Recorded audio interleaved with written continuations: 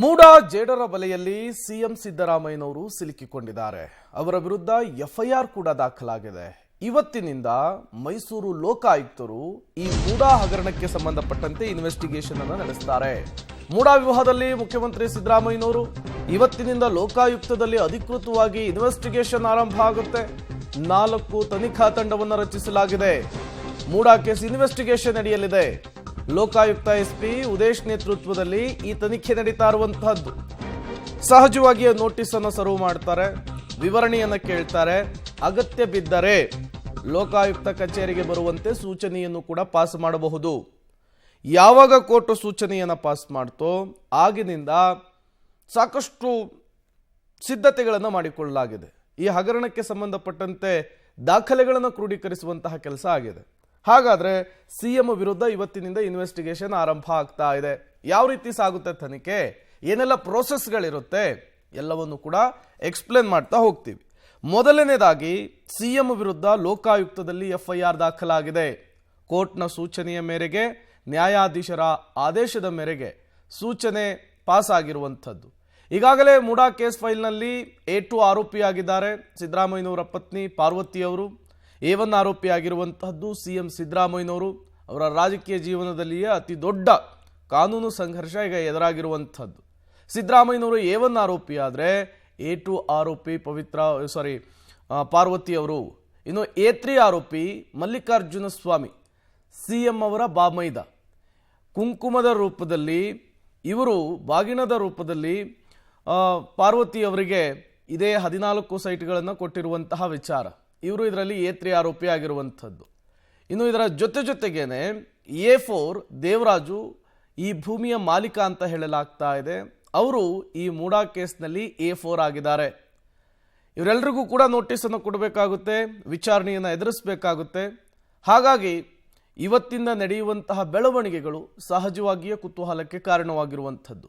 A1 ಸಿದ್ದರಾಮಯ್ಯನವರು, ರಾಜ್ಯದ ಮುಖ್ಯಮಂತ್ರಿಗಳು.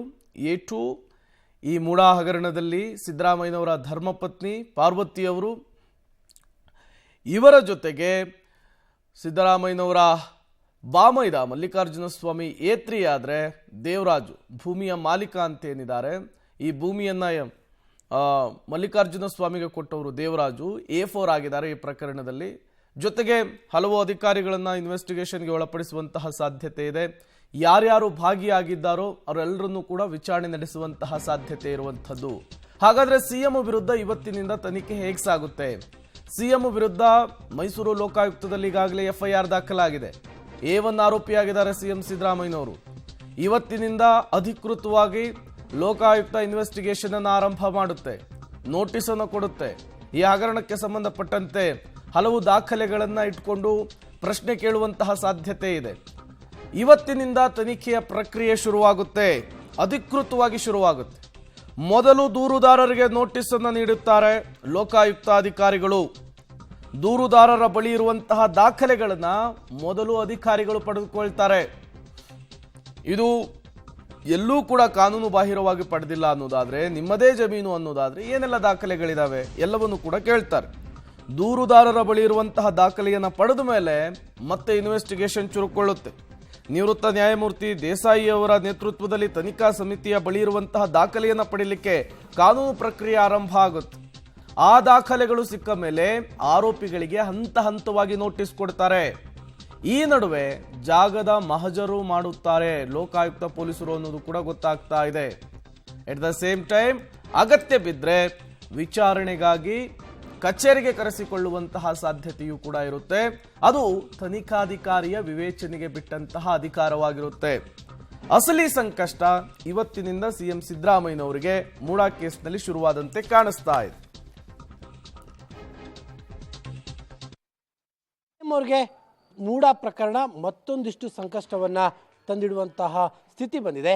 ಕಾರಣ ಈಗ ದೂರುದಾರರಾಗಿರುವಂತಹ ಸ್ನೇಹಮಯಿ ಕೃಷ್ಣ ಅವರು ಎನ್ಫೋರ್ಸ್ಮೆಂಟ್ ಡೈರೆಕ್ಟರೇಟ್ಗೆ ಈಗ ಪತ್ರವನ್ನು ಬರೆದಿದ್ದಾರೆ. ಅಂದರೆ ಇಡಿ ಈ ಒಂದು ಪ್ರಕರಣದಲ್ಲಿ ಎಂಟ್ರಿ ಆಗಬೇಕು, ಇಡಿ ಅವರು ಈ ಪ್ರಕರಣದಲ್ಲಿ ತನಿಖೆ ಮಾಡಬೇಕು ಅನ್ನುವಂತಹ ದೂರನ್ನು ಕೂಡ ಈಗ ಸಲ್ಲಿಸಿರುವಂಥದ್ದು. ಈಗ ನಮ್ಮ ಜೊತೆ ಮಾತನಾಡೋದಕ್ಕೆ ಸ್ವತಃ ಸ್ನೇಹಮಯಿ ಕೃಷ್ಣ ಅವರು ನಮ್ಮ ಜೊತೆಲಿದ್ದಾರೆ. ಸರ್, ಪ್ರಮುಖವಾಗಿ ಯಾವ ಕಾರಣಕ್ಕೋಸ್ಕರವಾಗಿ ಇಡಿ ಈ ಕೇಸಲ್ಲಿ ಎಂಟ್ರಿ ಆಗಬೇಕು ಅನ್ನುವಂಥದ್ದು? ಸರ್, ಇಲ್ಲಿ 50-50 ಅನ್ನಪದ ವಿಚಾರದಲ್ಲಿ ಸಾವಿರಾರು ನಿವೇಶನಗಳ ಅವ್ಯವಹಾರ ನಡೆದಿದೆ, ಅಂದರೆ ಸಾವಿರಾರು ಕೋಟಿಗಳ ಅವ್ಯವಹಾರ ನಡೆದಿದೆ, ಅದರ ನಿವೇಶನ ರೂಪದಲ್ಲಿ ನಡೆದಿದೆ.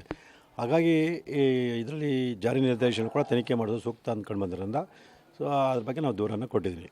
ಅಂದರೆ ಪರ್ಟಿಕ್ಯುಲರ್ಲಿ ನೀವೀಗ ಸಿ ಎಮ್ ಅವರ ಸೈಟ್ಗಳಿಗೆ ಸಂಬಂಧಪಟ್ಟಂಥ ಇಡಿನ ಇದು ಹೇಗೆ ಸರ್? ಇಲ್ಲಿ ನಾನು ಪ್ರತಿಯೊಂದು ಅರ್ಜಿಲೂ ಕೂಡ ಸಿ ಎಮ್ ಅವರ ಏನು ಪ್ರಕರಣ ಇದೆ ಅದನ್ನು ಉದಾಹರಣೆಗೆ ಇಟ್ಕೊಂಡು ಅಲ್ಲಿ ನಡೆದ ಸಮಗ್ರ ಅಕ್ರಮಗಳ ಬಗ್ಗೆ ತನಿಖೆ ಅಲ್ಲಿ ನಡೆದ ಅಕ್ರಮಗಳ ಬಗ್ಗೆ ಸಮಗ್ರ ತನಿಖೆ ನಡೆಸಬೇಕು ಅನ್ನೋದೇ ನಮ್ಮ ಉದ್ದೇಶ. ಹಾಗಾಗಿ ಸಿದ್ದರಾಮಯ್ಯನ ಪ್ರಕರಣ ಉದಾಹರಣೆಗೆ ಇಟ್ಕೊಂಡು ಅಲ್ಲೇನು 50-70 ನಿವೇಶನ ಸಂಬಂಧಪಟ್ಟಾಗಿ ಸಾವಿರಾರು ಕೋಟಿಗಳ ಅವ್ಯವಹಾರ ನಡೆದಿದೆ, ಅದೆಲ್ಲ ಸಮಗ್ರ ತನಿಖೆ ನಡೆಸಬೇಕು ಅನ್ನೋದೇ ಕಾರಣದಿಂದ ನಾನು ಇಡಿಗೆ ಅರ್ಜಿಯನ್ನು ಕೊಟ್ಟಿದ್ದೀನಿ. ಅಲ್ಲ, ಈಗ ನೀವು ಇಡಿಯಲ್ಲಿ ಪ್ರಸ್ತಾಪ ಮಾಡಿರುವಂಥದ್ದು ಪ್ರಮುಖವಾಗಿ ಸಿದ್ದರಾಮಯ್ಯನವರ ಕೇಸ್ ಮಾತ್ರನಾ ಅಥವಾ ಇಡಿ ದೂನಲ್ಲಿ ಏನೇನು ಪ್ರಮುಖವಾದಂಥ ಅಂಶಗಳನ್ನು ಪ್ರಸ್ತಾಪ? ಸರ್, ನಾನು ಮಾನ್ಯ ನ್ಯಾಯಾಲಯಕ್ಕೆ ಸಲ್ಲಿಸಿರ್ತಂಥ ಅರ್ಜಿ, ಖಾಸಗಿ ಅರ್ಜಿಲೂ ಕೂಡ ಎಲ್ಲ ಅರ್ಜಿಲೂ ಕೂಡ ಸಿದ್ದರಾಮಯ್ಯವ್ರ ಪ್ರಕರಣ ಉದಾಹರಣೆಗೆ ಇಟ್ಕೊಂಡೆ ಅಲ್ಲಿ ಮೈಸೂರು ನಗರಾಭಿವೃದ್ಧಿ ಪ್ರಾಧಿಕಾರ ನಡೆತಕ್ಕಂಥ ಎಲ್ಲ ವ್ಯವಹಾರಗಳ ಬಗ್ಗೆ ಸಮಗ್ರ ತನಿಖೆ ನಡೆಸಬೇಕು ಅನ್ನೋದೇ ಅನ್ನೋ ಮನವಿಯನ್ನು ಮಾಡ್ಕೊಂಡಿದೆ.